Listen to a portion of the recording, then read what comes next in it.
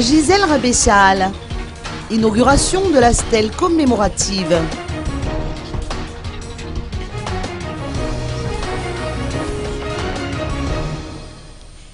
Gisèle Rabessaal est la première femme à avoir intégré la sphère politique et à défendre des causes aussi nobles que le retour à l'indépendance de Madagascar.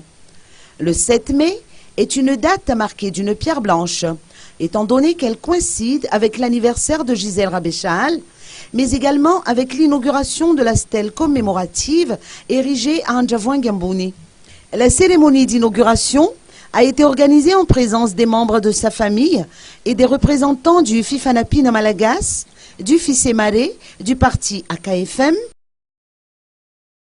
sans oublier les personnes qui ont tenu à assister à cette cérémonie pour rendre hommage à cette femme exceptionnelle. Parallèlement, une exposition relatant la vie de Gisèle Rabessaal se tient jusqu'au 10 mai prochain à la Bibliothèque nationale, où ont également lieu des conférences-débats sur le même thème. L'exposition s'intitule « Gisèle Rabessaal, femme malgache dans l'histoire de l'Afrique ». Écoutons les explications de Eric Rakutmang du comité d'organisation. Déjà, les premiers panneaux montrent son adolescence et son enfance.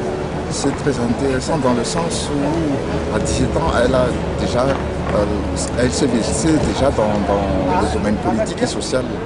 Et puis, après ça, il y a aussi toutes les péripéties de sa vie, que ce soit au niveau des organisations politiques et sociales, que ce soit au niveau de l'État.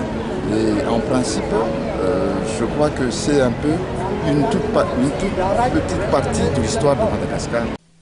Gisèle Rabessaal était dotée d'une personnalité exceptionnelle et exemplaire, a tenu à souligner Eric Rakutmang, membre du comité d'organisation.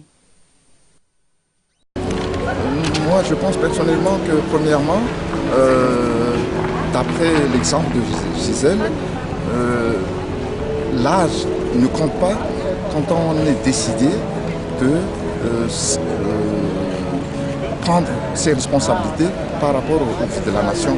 Deuxièmement, il faut avoir un principe, un but politique ou social bien précis et en être convaincu.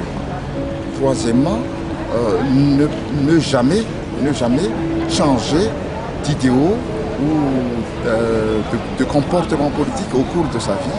Et dernièrement, il faut dire que pour se verser dans cette activité-là, il faut être totalement dévoué de corps et âme et jusqu'à la fin de sa vie.